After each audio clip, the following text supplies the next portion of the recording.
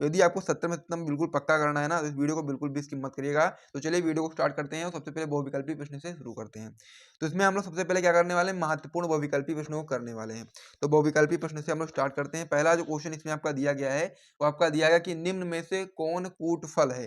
कूट फल का मतलब होता है असत्य फल, ठीक है। कौन सा आपका असत्य फल है या फिर कूट फल है या फिर नकली फल है, वो आपको यहाँ पर बताना है। पहला ऑप्शन सेब है, दूसरा ऑप्शन स्ट्रॉबेरी, तीसरा ऑप्शन अखरोट और चौथा ऑप्शन आम है। तो यहाँ पर आपको इसको अच्छे तरीके से याद कर लेना है कि जो कूट फल होता है वो आपका सेब होता है, यानी कि एप्पल होता है।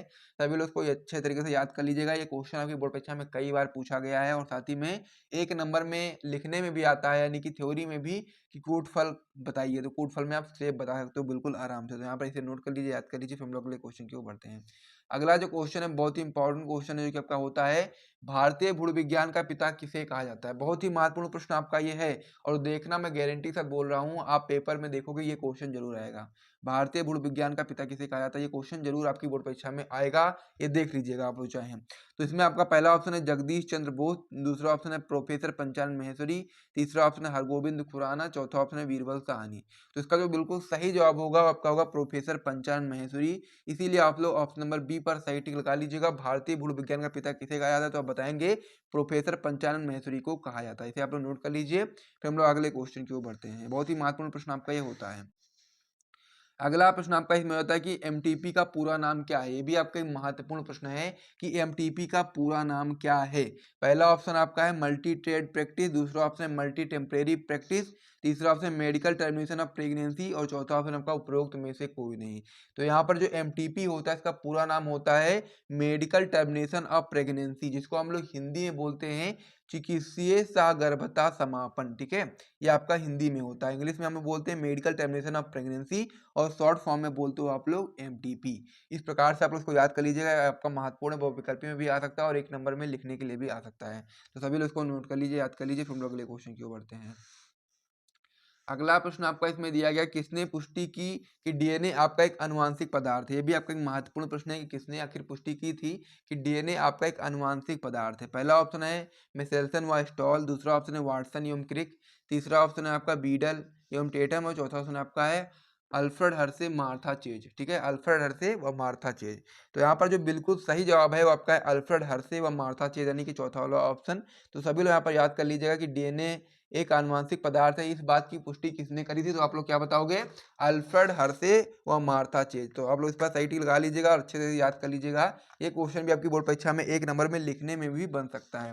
फिर हम लोग अगले क्वेश्चन की ओर बढ़ जाते हैं। अगला प्रश्न आपका इसमें दिया गया है, कौन सा एंजाइम डीएनए को विशिष्ट स्थान पर काटता है। बहुत ही इंपॉर्टेंट प्रश्न ये भी आपका है कि कौन सा जो एंजाइम होता है वो डीएनए को विशिष्ट स्थान से काटने का काम करता है। पहला ऑप्शन जो आपका एंडोन्यूक्लियेज है, यही आपका सही होता है। दूसरा ऑप्शन हेक्सोन्यूक्लियेज है, तीसरा ऑप्शन पॉलीमरेज है, चौथा ऑप्शन ये सभी है। तो यहाँ पर जो बिल्कुल सही जवाब है आपका एंडोन्यूक्लियेज, जो कि आपका डीएनए को काटने का काम करता है। वहीं पर अगर आपसे कोई पूछ ले कि डीएनए को जोड़ने का काम कौन करता है, तो आप क्या बताएंगे, तो उसमें आप बता सकते हैं डीएनए को जोड़ने का काम करता है लाइगेज और काटने का काम करता है एंडोन्यूक्लियेज। इस प्रकार से आप लोग इसको याद कर लीजिए। यहाँ पर मैंने 2 आपको बता दिए हैं, आप इसे याद कर लीजिए। फिर हम लोग अगले क्वेश्चन की ओर बढ़ जाते हैं, नेक्स्ट पेज पर। इस पेज को यहाँ पर मैं हटा देता हूँ। और साथ ही में यदि आपको वीडियो पसंद आए तो वीडियो को लाइक करना बिल्कुल मत भूलना भाई लोग। तो अगला प्रश्न आपका इसमें हो जाता है, जो कि बहुत ही इंपॉर्टेंट प्रश्न है कि पेनिसिलिन की खोज किसने की थी। आपको क्या बताना है, पेनिसिलिन की खोज किसने करी थी। पहला ऑप्शन क्या है इसमें, फ्लेमिंग है, ठीक है। दूसरा ऑप्शन क्या है, वीजमान, तीसरा ऑप्शन आपका स्मिथ, चौथा ऑप्शन है आर्बर। इसी प्रकार के आपकी बोर्ड परीक्षा में ऑप्शन दिए रहेंगे, लेकिन आपको बिल्कुल सही जवाब पर टिक लगाना है। और अगर आपको कोई भी जवाब ना पता हो, अगर तुक्का लगाना पड़े इस कंडीशन में, तो आप लोग कोशिश करना कि सेकंड और दूसरे मतलब सेकंड और थर्ड वाले ऑप्शन पर ही अधिकतर तुक्का लगाइएगा, अगर तुक्का लगाना पड़े तो। वरना फिर आप बिल्कुल सही सही लिखिएगा। तो यहाँ पर पेंसिल की खोज किसने की थी, तो आप बताएंगे फ्लेमिंग ने, ठीक है। इसे भी आप लोग याद कर लीजिए, नोट कर लीजिए। फिर हम लोग अगले क्वेश्चन की ओर बढ़ जाते हैं।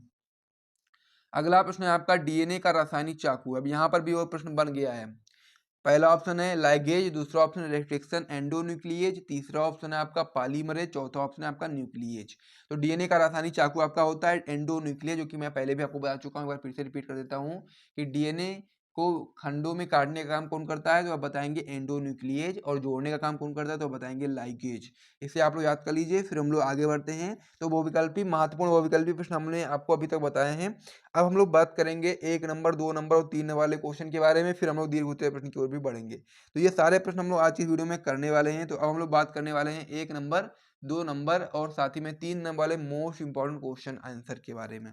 तो यहाँ पर अगला प्रश्न जो आपका होता है वो होता है प्लाज्मिड क्या है, स्पष्ट कीजिए। काफी महत्वपूर्ण प्रश्न आपका ये होता है कि प्लाज्मिड क्या है, पूरा स्पष्ट करो। ठीक है, तो इसमें आप उत्तर में बताएंगे कि ये जीवाणुओं में पाया जाने वाला अतिरिक्त गुणसूत्रीय पदार्थ है। यानी कि जो प्लाज्मिड होता है ये आपका जीवाणुओं में पाया जाने वाला अतिरिक्त गुणसूत्रीय पदार्थ है, जो एक कोशिका से दूसरी कोशिका में जा सकता है। ये चीज आपको यहाँ पर याद रखना है कि जो प्लाज्मिड होता है ये जीवाणुओं में पाए जाने वाला अतिरिक्त गुणसूत्रीय पदार्थ है, जो आपका एक कोशिका से दूसरी कोशिका में जा सकता है। जो आपका एक कोशिका से दूसरी कोशिका में जा सकता है, इसको ही हम लोग प्लाज्मिड बोलते हैं।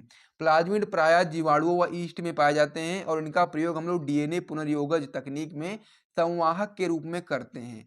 टीआई प्लाज्मिड एग्रोबैक्टीरियम ट्यूमिफेसियंस जीवाणु से प्राप्त होता है। इस प्रकार से आपको ये समझ लेना। तो प्लाज्मिड, ये क्वेश्चन आपकी बोर्ड परीक्षा में 2 नंबर में आता है और कभी कभी 3 नंबर में भी आ सकता है। तो आप लोग इतना बता सकते हो आराम से। ठीक है, अगर 2 नंबर में आएगा तो 4 लाइन आपको लिखना पड़ता है, और मान के जो 3 नंबर में आया था तो 6 लाइन से 7 लाइन लिख सकते हो, तो पूरे नंबर आपको मिल जाएंगे। तो इस प्रकार से चीज आपकी क्लियर हो गई है। अब हम लोग अगले क्वेश्चन की ओर बढ़ जाते हैं।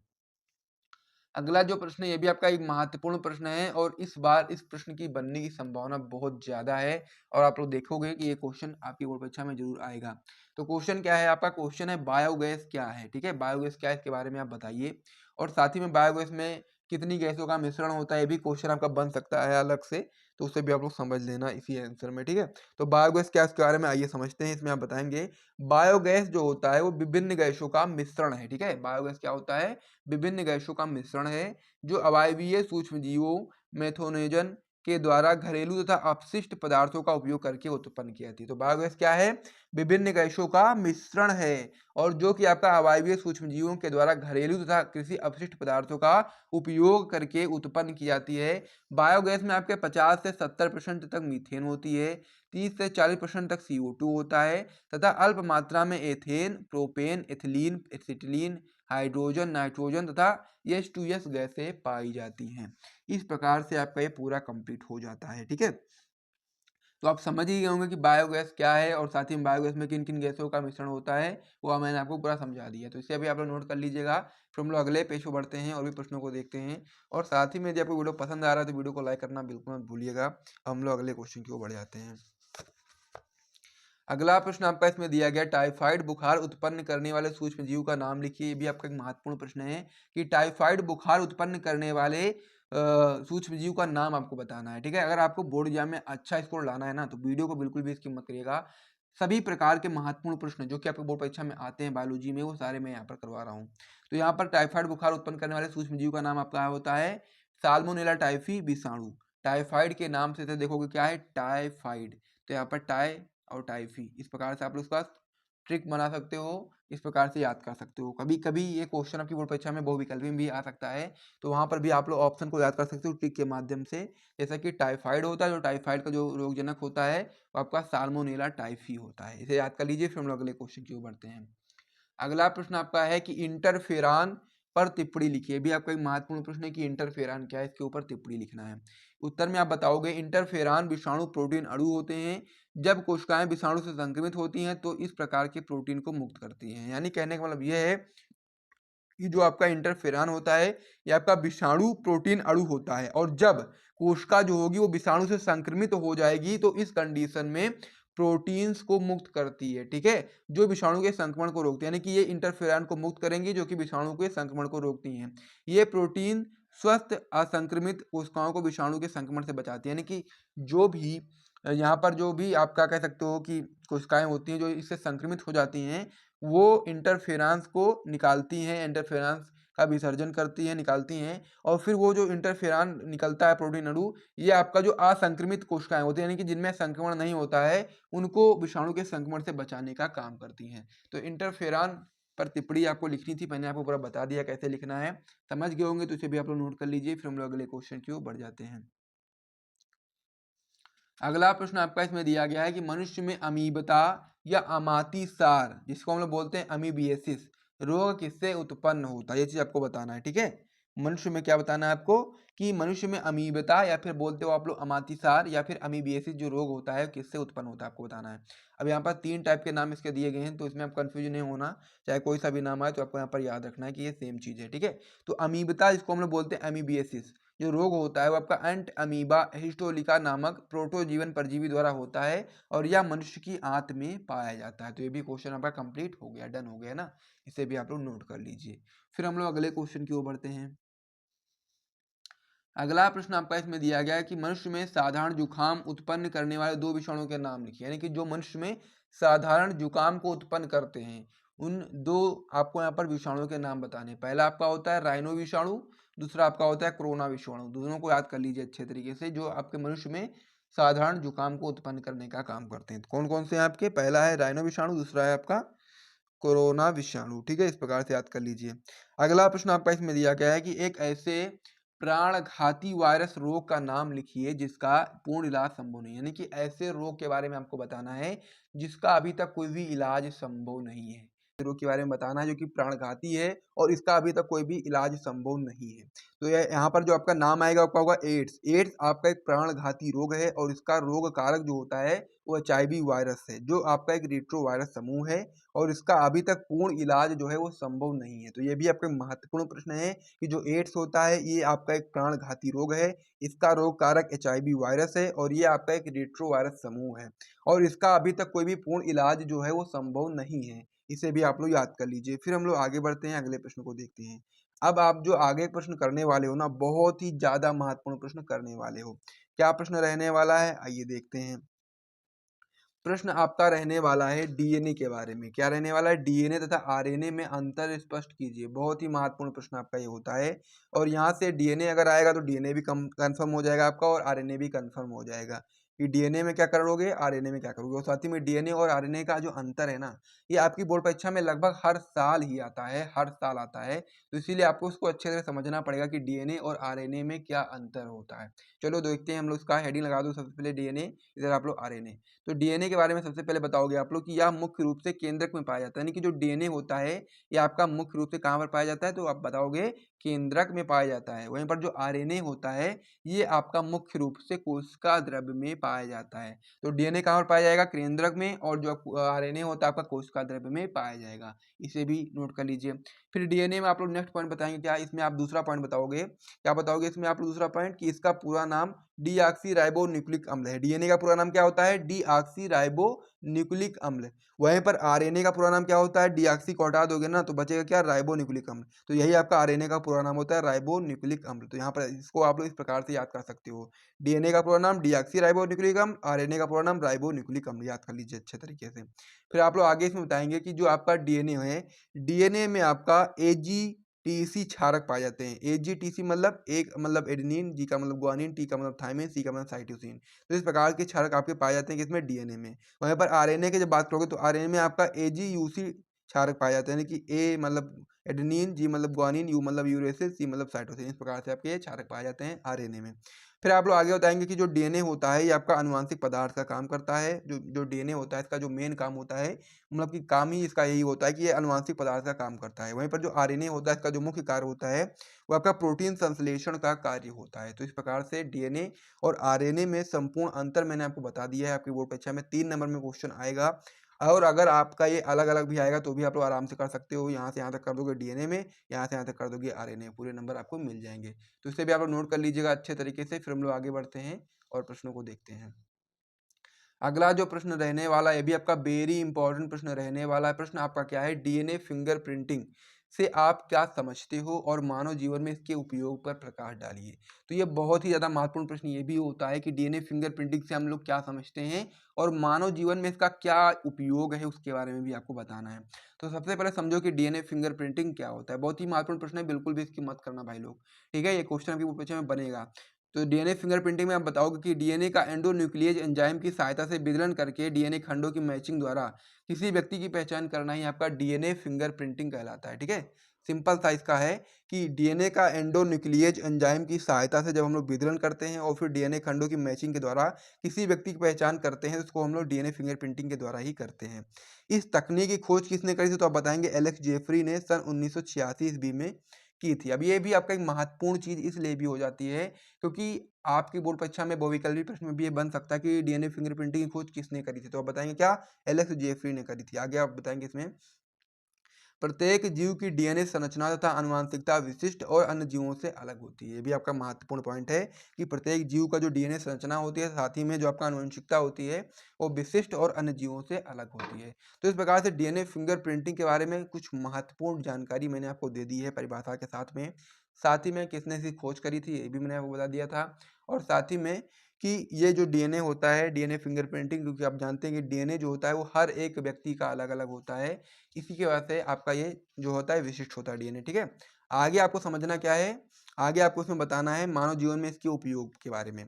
तो यहाँ पर ये जो क्वेश्चन होता है अगर आपके दीर्घ में बन जाएगा तो यहाँ पर आपको इसकी विधि भी बतानी पड़ेगी, तो विधि भी मैंने यहाँ पर बता दी है और उपयोग भी मैंने आपको बता दिया है। अगर केवल आपसे यही इतना ही प्रश्न आएगा कि डीएनए फिंगरप्रिंटिंग से आप क्या समझते हो, इस मानव जीवन में इसके उपयोग के ऊपर प्रकाश डालो, तो यहाँ से यहाँ तक करना आप लोग, उसके बाद फिर आपको ये वाला पॉइंट छोड़ करके ये कर देना डीएनए फिंगरप्रिंटिंग के उपयोग। लेकिन अगर आपसे कोई पूछ ले कि डीएनए फिंगरप्रिंटिंग से आप क्या समझते हो, डीएनए फिंगरप्रिंटिंग की विधि के बारे में बताइए और साथ ही में इसके उपयोग के बारे में बताइए, तो फिर आपको पूरा लिखना पड़ेगा। तो सबसे समझ लो आप लोग ना, समझने में क्या आता है आपको, क्योंकि ये महत्वपूर्ण प्रश्न है तो बन सकता है किसी भी तरीके से। इसी वजह से मैं सारी चीज़ें मैं सोचता हूँ कि क्लियर करा दूं आपको, ताकि आपको कोई दिक्कत ना आए एग्जाम में, ताकि अगर क्वेश्चन आया भी और आपका नंबर कट जाए तो क्या फायदा है।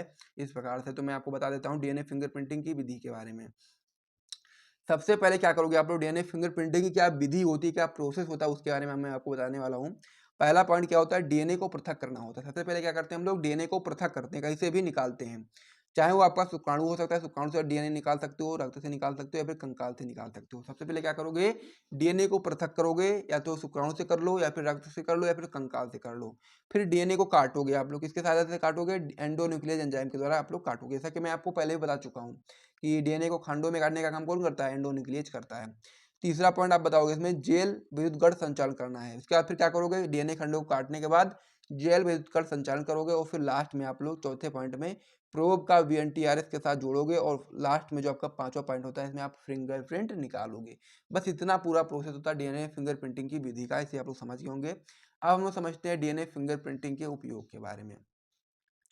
उपयोग में आप बताओगे, सबसे पहला उपयोग है पैतृत्व निर्धारण करना, यानी कि अगर कोई बच्चा है तो यदि उसके पिता का पहचान करना है तो आप डीएनए फिंगरप्रिंटिंग की सहायता से कर सकते हो। दोनों का डीएनए निकाल करके अगर सेम आएगा तो समझ लीजिएगा जो बच्चा है वो उसी का पिता वही है, सेम है। ठीक है, इस प्रकार से समझना है कि डीएनए फिंगरप्रिंटिंग का जो महत्वपूर्ण उपयोग है, पहला उपयोग है पैतृत्व निर्धारण करना में, दूसरा में आपका है इसमें व्यक्ति को निर्दोष साबित करने में, यानी कि कोई भी व्यक्ति ऐसा है जो कि निर्दोष है और उसको फंसाया जा रहा है, तो उसकी जो मान लीजिए कोई भी क्राइम हुआ है तो वहाँ पर उसका अगर फिंगरप्रिंट नहीं मिलता है या फिर कोई सबूत नहीं मिलता है तो उसमें वो निर्दोष साबित हो सकता है। लेकिन अगर उसका डीएनए फिंगरप्रिंटिंग मैच कर जाता है जिस भी जगह पर क्राइम हुआ है, तो फिर वो निर्दोष नहीं साबित होगा, फिर उसको जेल जाना पड़ेगा। ये चीज़ आपको यहाँ पर समझना है। तीसरा पॉइंट आपका इसमें हत्या बलात्कार जैसी घटनाओं में दोषी की पहचान करने में, यानी कि जब किसी की हत्या हो जाती है या फिर बलात्कार हो जाता है तो फिर ऐसी घटनाओं में भी डीएनए का बहुत रोल होता है, क्योंकि डीएनए जो होता है वो शुक्राणु से पृथक कर सकते हो, रक्त से कर सकते हो, कंकाल से कर सकते हो, तो ये चीज़ें काफ़ी इंपॉर्टेंट हो जाती हैं। लास्ट पॉइंट आपका होता है बाढ़ भूकंप में मारे गए लोगों की पहचान करने में। कई बार ऐसा होता है कि बाढ़ या फिर भूकंप में जब लोग मरते हैं ना, तो वहाँ पर उनके जो चेहरे हैं पहचान में नहीं आते हैं, तो फिर उसको डीएनए फिंगरप्रिंटिंग के द्वारा पता लगाया जाता है कि ये किसका मतलब किसके मतलब कि भाई हैं, बहन है, कि क्या है, परिवार में जो भी होता है उसको पता लगा करके फिर उनको सौंप दिया जाता है। तो इस प्रकार से आपको समझना है डीएनए फिंगरप्रिंटिंग के उपयोग के बारे में। मैंने आपको बता दिया, आप लोग नोट कर लीजिएगा। अब हम लोग बात कर लेते हैं कार्य के आधार पर आरएनए कितने प्रकार के होते हैं, इनका संक्षिप्त वर्णन आपको करना है। ये भी आपका एक महत्वपूर्ण प्रश्न है कि कार्य के आधार पर जो आपका आरएनए होता है कितने प्रकार के होते हैं और उनका क्या काम होता है, वर्णन का आपको करना है। सबसे पहले बताओगे भौतिक लक्षणों तथा कार्यों के आधार पर आरएनए को हम लोग दो वर्गों में रख सकते हैं। ठीक है, भौतिक लक्षणों तथा कार्यों के आधार पर आप लोग डीएनए को दो इसमें कर सकते हो, दो कह सकते हो कि दो वर्गों में आप लोग रख सकते हो। पहला वर्ग कौन सा है, आइए समझते हैं। सबसे पहले पहला वर्ग आपका होता है अनुवांशिक आरएनए। ठीक है, अब ये आप लोग जानते हैं कि जो डीएनए होता है वो आपका आनुवांशिक मतलब कि आनुवांशिकता का काम करता है, आनुवांशिक जो आनुवांशिक चीज़ें हैं उनका काम करता है। लेकिन कभी-कभी क्या होता है जो अनुवांशिक आरएनए भी होता है, या आपका अनुवांशिक जो आरएनए होता है, वो आरएनए जो अनुवांशिक पदार्थ के रूप में काम करता है, उसे हम लोग अनुवांशिक आरएनए कहते हैं। अब आप लोग जानते हैं कि जो डीएनए होता है ये लगभग सभी जीवों में अनुवांशिक पदार्थ के रूप में काम करता है, लेकिन जब आरएनए भी किसी जीव में करता है क्या? तो आप लोग बताओगे बिल्कुल हाँ। आरएनए भी आपका आनुवांशिक पदार्थ के रूप में कार्य करता है, लेकिन किसमें? केवल आपका समस्त पादप विषाणु में। पादप विषाणु को छोड़ करके बाकी जितनी भी चीज़ें होती हैं सब में डीएनए ही आपका एक आनुवंशिक पदार्थ के रूप में काम करता है। तो इस प्रकार से आपको उसको याद कर लेना है। तो इस प्रकार से हमने आरएनए को 2 भागों में डिवाइड कर दिया। पहला आपका भाग था आनुवंशिक आरएनए, जो कि सिंपल सा है, आप लोग देख लोगे। जो मेन होता है आपका होता है अनानुवांशिक आरएनए, यानी कि जो आनुवंशिक पदार्थ के रूप में काम नहीं करेगा, उसको हम लोग बोलते हैं अनानुवांशिक आरएनए, ठीक है? ऐसा आरएनए जो आनुवंशिक पदार्थ के रूप में कार्य नहीं करता है, अनानुवांशिक आरएनए कहलाता है। अब ये मेन होता है क्योंकि इसमें जितने भी आपके प्रकार के आरएनए होते हैं उनमें आपको समझना पड़ेगा। जिसमें आप सबसे पहले बताओगे क्या? यूकैरियोट्स में आपके 3 प्रकार के अनानुवांशिक आरएनए पाए जाते हैं। पहला आपका होता है संदेश वाहक, जिसको हम लोग बोलते हैं शॉर्ट फॉर्म में एमआरएनए, ठीक है? संदेश वाहक, ठीक है? मैसेंजर आरएनए बोल सकते हो आप लोग। तो संदेश वाहक आरएनए क्या होता है इसके बारे में आप बताओगे। संदेश वाहक यानी कि एमआरएनए में बताएंगे। संदेश वाहक आरएनए डीएनए से प्राप्त आनुवांशिक सूचनाओं को राइबोसोम तक पहुंचाता है, यानी कि जो आपका संदेश वाहक आरएनए होता है ये डीएनए से जो भी सूचनाएं प्राप्त होती हैं उनको राइबोसोम तक पहुंचाता है। इसीलिए जैकब और मोनार्ड नाम के जो वैज्ञानिक हैं इन्होंने इनका नाम ही रख दिया है मैसेंजर आरएनए, क्योंकि क्या कर रहा है कि जो आपका डीएनए से प्राप्त सूचना होती है उसको कहाँ तक पहुंचाता है? राइबोसोम तक पहुंचाता है। तो इसीलिए जो वैज्ञानिक है इनका नाम क्या रख दिया है?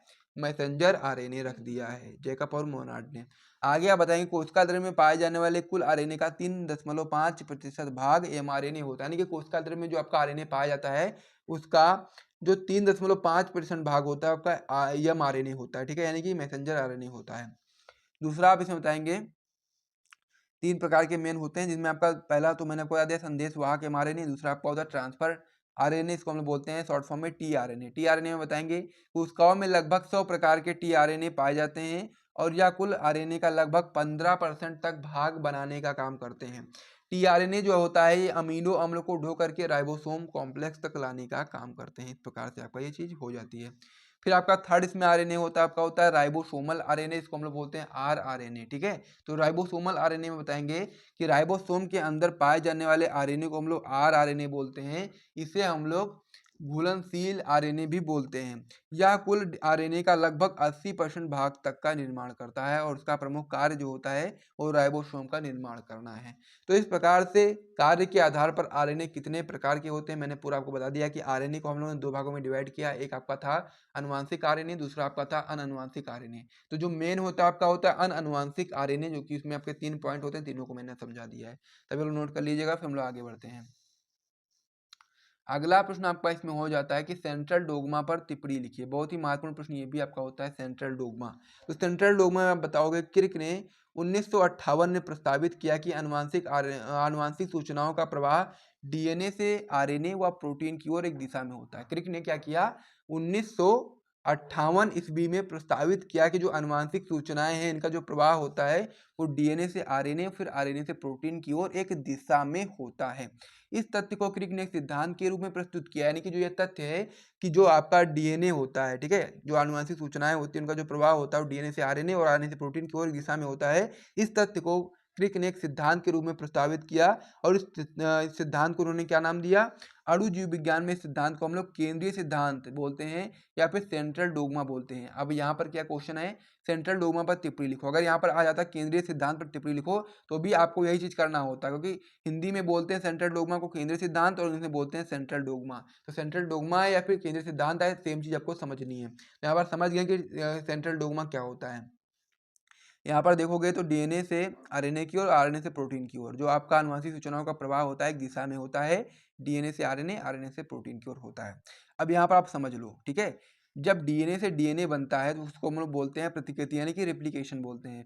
फिर डीएनए से आरएनए बनने की जो प्रक्रिया होगी वो आपकी अनुलेखन होगी, जिसको हम लोग ट्रांसक्रिप्शन बोलेंगे। और फिर आरएनए से प्रोटीन की ओर जो होगा उसको हम लोग बोलते हैं रूपांतरण, यानी कि ट्रांसलेशन होता है। इस प्रकार से आपका सेंट्रल डोग्मा होता है।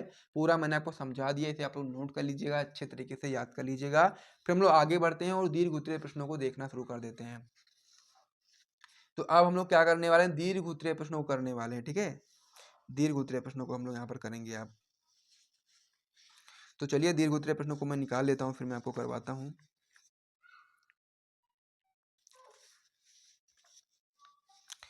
तो दीर्घ उत्तरीय प्रश्न में आपका इसमें जो पहला प्रश्न हो जाता है वो क्या है, आइए देखते हैं। पहला प्रश्न आपका इसमें हो जाता है, विषाणु द्वारा उत्पन्न एक रोग का नाम लिखिए तथा लक्षण, उपचार तथा बचाव के उपाय बताइए। यानी कि विषाणु के द्वारा उत्पन्न एक रोग के बारे में आपको बताना है। बहुत ही इंपॉर्टेंट आपका ये होता है, ठीक है। आपको यहाँ पर बिल्कुल भी स्किप नहीं करना है, बहुत ही इंपॉर्टेंट आपका ये होता है। तो इसको आपको समझना पड़ेगा क्या होता है। इसमें आपको क्या बताना है, विषाणु के द्वारा उत्पन्न एक रोग का नाम और साथ ही में लक्षण भी बताने, उपचार भी बताने और साथ ही में बचाव भी बताना है। तो यहाँ पर मैं आपको बहुत ही महत्वपूर्ण रोग के बारे में बताने वाला हूँ, जो कि आपका होता है उपार्जित प्रतिरक्षा न्यूनता सिंड्रोम, जिसको हम लोग बोलते हैं शॉर्ट फॉर्म में एड्स। एड्स एक आपका विषाणु जनित रोग है और एड्स का कारक जो होता है वो ह्यूमन इम्यूनोडिफिशियेंसी वायरस यानी कि HIV है। यह आपका एक RNA युक्त विषाणु है जो आपका रिवर्स ट्रांसक्रिप्शन द्वारा DNA बना लेता है, जो शरीर में प्रतिरक्षा को क्षति पहुंचाता है। तो एड्स जो रोग है ये आपका एक विषाणु जनित रोग है और ये बहुत ही कह सकते हो कि प्राणघाती रोग है। इसका कोई भी इलाज अभी तक संभव नहीं है। एड्स के लक्षण के बारे में आप हम लोग समझ लेते हैं।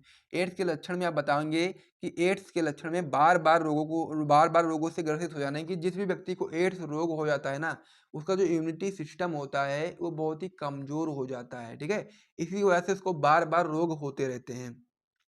दूसरा पॉइंट है आपका कि रोगी को लगातार बुखार, यानी कि जिस भी व्यक्ति को एड्स रोग होता है उसको लगातार बुखार आता है, फिर आपका दस्त लगते हैं और साथ ही में धीरे धीरे शरीर का जो वजन होता है वो कम होने लगता है, यानी कि उसका जो वजन है घटता रहता है। और फिर लास्ट में आपका शरीर की प्रतिरक्षा क्षमता में कमी आती है, यानी कि जो उसका इम्यूनिटी सिस्टम होता है प्रतिरक्षा क्षमता उसमें कमी आती है और उसको लगातार कोई छोटी बीमारी भी होती है तो उसके लिए बहुत ज़्यादा प्रॉब्लम क्रिएट कर देती है। अब हम लोग बात करेंगे एड्स का संचरण। एड्स का संचरण किस प्रकार से होता है, इसमें आप बताएंगे कि HIV का संचरण संक्रमित माता से उसके गर्भस्थ शिशु को होता है, यानी कि अगर माता को HIV है तो उसमें जो बच्चा होगा उसमें भी ये चीज हो सकती है, ठीक है। ये चीज होती ही है कि HIV का जो संचरण होता है संक्रमित माता से गर्भस्थ शिशु को होता है। या दूसरा पॉइंट आप बताएंगे कि संक्रमित व्यक्ति से असुरक्षित यौन संबंध बनाने से भी होता है। दो मुख्य कारण होते हैं।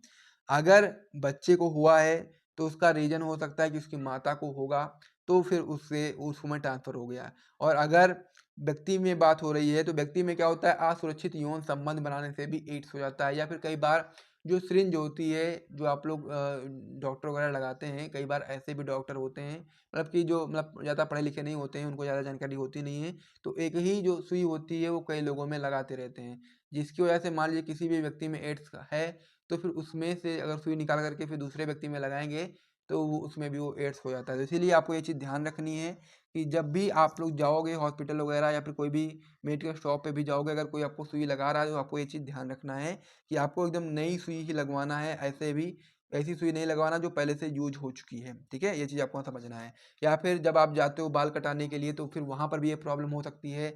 जब आप लोग वहाँ पर बाल कटाते हो तो कई बार ऐसा होता है कि जिस भी व्यक्ति को एड्स होता है उसके भी बाल उसी वो ब्लेड से काटता है और उसके बाद में फिर उसी मान लीजिए उसका ब्लड आ गया कहीं पर, उसमें जो ब्लेड है उसमें लग गया ब्लड और फिर आपको वही बाल उससे काटेगा और फिर आपका भी कहीं पर कट जाता है ना, तो फिर आपको भी वो रोग हो सकता है। तो ये सारी चीज़ आप लोग ध्यान रखना अच्छे तरीके से अपनी सेफ्टी के लिए। आगे बताएंगे HIV का संचरण की पहचान, यानी कि HIV जो रोग है इसका पहचान किस प्रकार से आप लोग कर सकते हो, कौन कौन से टेस्ट आपको कराने होते हैं। पहला होता है एलिशा। एलिशा को हम लोग बोलते हैं शॉर्ट फॉर्म में, फुल फॉर्म आपका होता है enzyme linked immuno sorbent AC. इसको याद कर लीजिएगा आप लोग क्योंकि ये आपका इसका फुल फॉर्म बोर्ड परीक्षा में आता है। दूसरा आपका होता है PCR यानी कि पॉलीमरेज चेन रिएक्शन, दोनों को याद कर लीजिएगा, दोनों आपके इंपॉर्टेंट हैं। और ये HIV का संचरण पहचान करने के लिए आप लोग ये टेस्ट करवाते हो। और साथ ही में एग्जाम्पल मतलब कि आप लोग नोट कर लीजिएगा, याद कर लीजिएगा, क्योंकि ये आपकी बोर्ड परीक्षा में फुल फॉर्म में आते हैं। अब हम लोग आगे बढ़ते हैं और HIV की रोकथाम एवं उपचार के बारे में समझते हैं। तो HIV की रोकथाम एवं उपचार में आप बताएंगे कि पहला पॉइंट क्या है, कंडोम के उपयोग से सुरक्षित यौन संबंध बनाना चाहिए। पहली बात तो ये कि आपको हर किसी के साथ, अनजान व्यक्ति के साथ यौन संबंध नहीं बनाना है। अगर आप बनाते हो तो कंडोम का उपयोग करना है।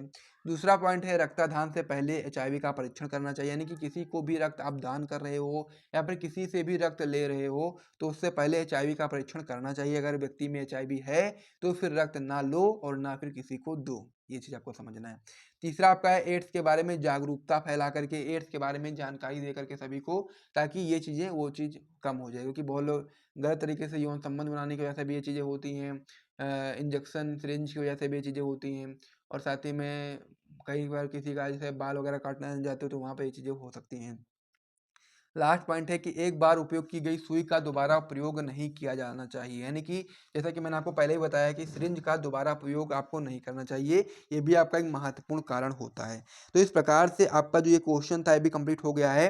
अब हम लोग अगले क्वेश्चन की ओर बढ़ते हैं। नेक्स्ट क्वेश्चन जो है कि आपका दीर्घ उत्तरीय प्रश्न का है, उसके ऊपर हम लोग बात करते हैं, जो कि आपका है मादा जो जनन तंत्र है उसके बारे में आपको यहाँ पर समझना है। 1 मिनट आप लोग रुकिएगा, थोड़ा सा मैं इसका जो स्टार्टिंग का पेज है वो मैं यहाँ पर पीछे रख दिया हूँ, उसको मैं ले आता हूँ। तब तक आप लोग इसको देखो डायग्राम को, मैं तब तक लेके आता हूँ जल्दी से, 1 सेकंड लगेगा आप बस।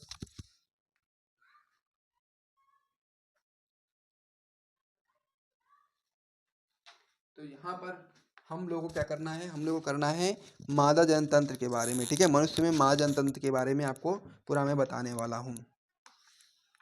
तो इसमें आप बताएंगे क्या, मनुष्य में मादा जनन तंत्र का आपको सचित्र वर्णन करना है, जैसा कि मैंने आपको नर वाला भी करवाया है, आपने नहीं देखा तो उसे जरूर देखिएगा। बहुत ही इंपॉर्टेंट होते हैं, नर और मादा दोनों जनन तंत्र, ठीक है। तो मादा में बताएंगे मादा जनन तंत्र को निम्नलिखित 3 भागों में हम लोग बांट सकते हैं, ठीक है। मादा जनतंत्र को हम लोग 3 भागों में बांट सकते हैं, जैसा कि मैं पहले भी आपको बता चुका हूँ कि नर जनतंत्र को भी हम लोगों ने 3 भागों में बांटा था, और मादा जनतंत्र को भी हमें 3 भागों में बांटना है। पहला भाग होता है मुख्य जनन अंग, ठीक है। पहला भाग क्या होता है आपका, मुख्य जनन अंग होता है। मुख्य जनन अंग में अंडाशय होता है। अंडाशय जो होता है वो मादा का मुख्य जनन अंग होता है। इसमें आप बताएंगे कि यह मादा का प्राथमिक लैंगिक अंग है। जो आपका अंडाशय होता है ये आपका मादा का प्राथमिक लैंगिक अंग है, जो मादा युग्मक यानी कि अंड का निर्माण व स्टेरॉइड हार्मोन का उत्पादन करता है। तो इस प्रकार से आपको बताना है। आगे आप बताएंगे उदर के नीचे दोनों ओर एक एक अंडाशय एक जोड़ी में होते हैं। ये आपका हो गया, ठीक है। आगे आप इसमें बताएंगे प्रत्येक अंडाशय जो होता है वो 2 से 4 सेंटीमीटर लंबी, 1.5 सेंटीमीटर चौड़ी तथा लगभग 1 सेंटीमीटर मोटी बादाम के आकार की संरचना होती है। आगे आप बताएंगे या श्रोणि भित्ति से लिगामेंट द्वारा उदरीय गुहा में लटके होते हैं। इस प्रकार से आपको यह बताना है। तो ये क्या हो गया मादा जनन तंत्र में सबसे पहला पार्ट, ठीक है। 3 पार्ट में मैंने डिवाइड किया है। पहला पार्ट था आपका मुख्य जनन अंग। मुख्य जनन अंग में आपका अंडाशय होता है, जो कि मैं आपको क्लियर करा चुका हूँ। अब आपको यहाँ पर डायग्राम को देख लेना है। इस प्रकार से डायग्राम इस प्रकार से आपको बनाना है, जहाँ पर ये आपका अंडवाहिनी होता है, ये आपका अंडाशय होता है रेड कलर वाला, ये आपका गर्भाशय होता है, आपका गर्भाशय ग्रीवा, ये आपका योनि होता है। इस प्रकार से आपको बना देना है स्त्री जनतंत्र का संरचना। अब इसको आप लोग प्रैक्टिस कर लीजिएगा, ताकि जब भी आप एग्जाम में जाओ तो आप लोग आराम से बना पाओ, और पेंसिल से बनाइएगा, ताकि अगर गलती हो जाए तो उसको आप लोग रफ करके सुधार भी सकते हो। अब आपका मादा जनतंत्र में जो दूसरा पार्ट होता है आपका होता है सहायक अंग। सहायक अंग में बताएंगे आप लोग, सहायक अंग में बहुत सारे अंग होते हैं, जिसमें आपका पहला अंग होता है अंडवाहिनी। अंडवाहिनी आपका जो होता है इसमें आप बताएंगे, जैसा कि यहाँ पर है ये वाला पार्ट, ठीक है। अंडवाहिनी में बताएंगे कि यह आपका एक जोड़ी पेशीय व नलिकाकार होती है। यह अंडाशय से गर्भाशय तक इसकी गुहा पश्चमाभी एपिथेलियम से विस्तृत होती है, और प्रत्येक अंडवाहिनी में आपके 3 भाग हैं, ठीक है। 3 भाग हैं। पहला आपका है कीपक, दूसरा है तुम्बिका, तीसरा संकीर्ण पथ। इस प्रकार से आपके 3 भाग होते हैं। आगे आपका होता है गर्भाशय। गर्भाशय जो होता है मादा में केवल एक गर्भाशय पाया जाता है, इसको हम लोग बच्चेदानी भी बोलते हैं, क्योंकि बच्चा जो होता है वो यहीं पर रहता है। यह 8 सेंटीमीटर लंबी खोखली पेशीय होती है, इसमें रक्त की प्रचुर मात्रा में पूर्ति होती है। यह भी श्रोणि भित्ति से लिगामेंट द्वारा जुड़ा रहता है। इस प्रकार से आपका ये कंप्लीट हो गया है। अब आप क्या बताएंगे इसमें आगे, आगे आपका इसमें होता है योनि, ठीक है। सहायक जनन अंग में ही आपका जो नेक्स्ट होता है वो आपका होता है योनि। योनि में आप बताएंगे गर्भाशय पतली ग्रीवा द्वारा योनि में बदलता है, और योनि मैथुन के समय पुरुष से वीर्य ग्रहण करने का काम करती है। इस प्रकार से आपके ये मुख्य जनन और सहायक जनन अंग कंप्लीट हो गए हैं। अब लास्ट बचता है आपका सहायक जनन ग्रंथियां। तो सहायक ग्रंथियां में आप बताएंगे बार्थोलिन ग्रंथियां, और दूसरी आपकी होती है स्तन ग्रंथियां। बार्थोलिन ग्रंथियां में आप बताओगे कि ये एक जोड़ी होती है जो मलाशय व प्रगाढ़ के बीच स्थित होती है, और ये चिपचिपा द्रव्य स्रावित करती हैं, जो मैथुन में सहायक होती हैं, ठीक है। दूसरी ग्रंथि आपकी होती है स्तन ग्रंथियां। इसमें आप बताएंगे एक जोड़ी होती है, यानी कि स्तन ग्रंथियां एक जोड़ी होती हैं, जो वक्ष के अधर भाग में स्थित होती हैं, या दुग्ध श्रावण करने वाली ग्रंथियां होती हैं। इस प्रकार से आपका क्लियर हो गया है। तो महाजनतंत्र का सचित्र वर्णन आपको करना था, मैंने आपको पूरा समझा दिया। यदि आपको वीडियो पसंद है तो वीडियो को लाइक करिएगा, और साथ ही में चैनल को सब्सक्राइब करिएगा। मिलते हैं नेक्स्ट वीडियो में, तब तक के लिए जय हिंद।